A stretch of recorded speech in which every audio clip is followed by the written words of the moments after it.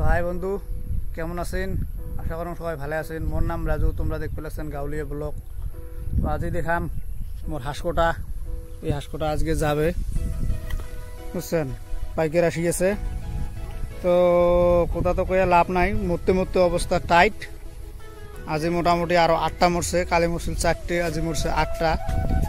এত মেডিসিন পাতি খুঁয়ে আসুন, হাঁসের যে মোর কপালত আছে না নাই কবারে না পাং। তো গতিকে আজি এই হাঁসকটাক ছাড়ে দিম, তাও বা পাইকারে কি কয় নেয় না নানে কবার না পাং, বুঝছেন। এই যে এই গোটা মাত্র হাঁস আছে, 300 হাঁস আছিল।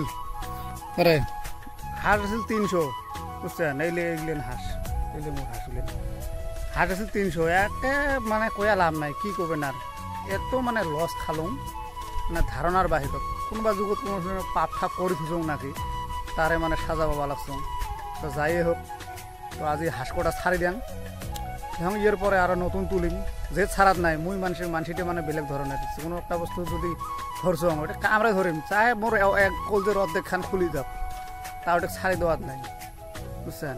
হার মানার নাই। শিক্ষা মানে পাঁচং যাতে পায়া থাকিম, দেখিম কতদিন মোক শিক্ষা দিবের পায়, তারপরে মুই দেখুন ওই ধরনের লোক, বুঝছেন। দেখি দেখো, এইটা এই যে হাঁস আরো আজি ফির বেচ হবে। এই যে কাপড় ধুয়ে দিছে, বুঝছেন। পকেটে আছিল পয়সা, একে পয়সা ঠসে শোক ধুয়ে দিছে। এনতে সকাল থেকে মাথা হচ্ছে নষ্ট, কাম নাই কাজ নাই, তার মাজত ফির হাঁসগুলো মরি আছে, এই একটা টেনশন, বুঝছেন। দেখো কত বড় বড় হাঁস না, রাতি করে ঠিকে দিনত করে ঠিকে থাকে, রাতি হওয়ার লগে লগে 4টে 5টা এরকম করে মরি থাকে, বুঝছেন। এই যে পয়সা দেখছেন 570 টাকা পকেটে আছিল। একবারে দিছে ছাপ দিয়ে ধুয়ে একবারে চকচকা করে দিছে, গান দিছে। কদিন থেকে গা ঠাও না হয় নাকি, গান দিছে, ওই জন্য দিছে ধুয়ে। এইটা হল ফার্ম। এটাই কিছু হাঁস থাকে, এগুলো নাই, সব ফাঁকা থাকিয়ে ভর্তি করে থুছে, এগুলো চাফা করক নাই। এটা একটা ঘর, মই সব থাকে যা ভাল দেখলুম, মানে মাছ কটা খাই দেখলুম আর কি, বুঝছেন। এইটা ওই মাছ কটা খাই দেখলুম। এটা পুকুরিটা মোর, এটা পুকুরিটা, বুঝছেন। পুকুরিটাতে মোর ভাল, মানে কেমন ভাল মাছ ছাড়াই দিছক, মাছগুলোর মোটামুটি ভালেখিনি করি বড় হল, বুঝছেন। এইটা পুকুরিটা ভালেখিনি করি বড় হল, মোটামুটি 1-1.5 পোয়া করে ওজন হচ্ছে। দেখুন এবার পুকুরি দিয়ে কিরকম করে, এক ফালে দিয়ে যাবে, এক ফাল দিয়ে আসবে। ওই জন্য আর কি মনত সাহসটা অল্প নিয়ে আসুন, তারপরে জি হয় কবার না পাং। তারপর তো হাঁসগুলো নেই যে এইটাত আসেন, এটি রুমত তোমরা দেখছিলে না, এইটি রুমত করে আসেন, এটা করে থাকা হয়েছিল, বুঝছেন।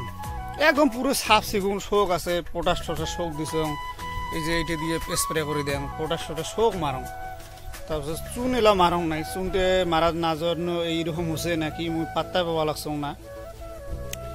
ঘটনা হল মুই মানে এইগুলো চুন মারং নাই, এলাও এতে পটাশ টটাশ মারি আছং। পটাশ টটাশ মারিও মানে কাম করবে লাগছে না। তারপরে মোবাইলতে দেখছিলুম 904 একটা মানে মেডিসিন পায় স্প্রে, ওইটা হলে করে দিলে ওইটাও মানে বীজাণু মুক্ত আর কি। কিন্তু কি করবেন, বহুত কিছু মেডিসিন মারলুম, মানে এবার মানে এক জাত বেলেগ জাত যাওয়া লাগবে, একদম পুরো মেন গোর ভেটেনারি যাওয়া লাগবে, দেখা লাগবে। এখন যদি ওষুধ মেডিসিন যদি পাওয়া যায়, তাহলে মেডিসিন পালেহে মুই মানে হাঁসের আরও আনিম। আর যদি মেডিসিন না পাং তাহলে আর হাঁস না আনিম। এবার মানে বেলেগ ব্যবস্থা করিম, তোমরা গোটায় দেখি থাকবেন।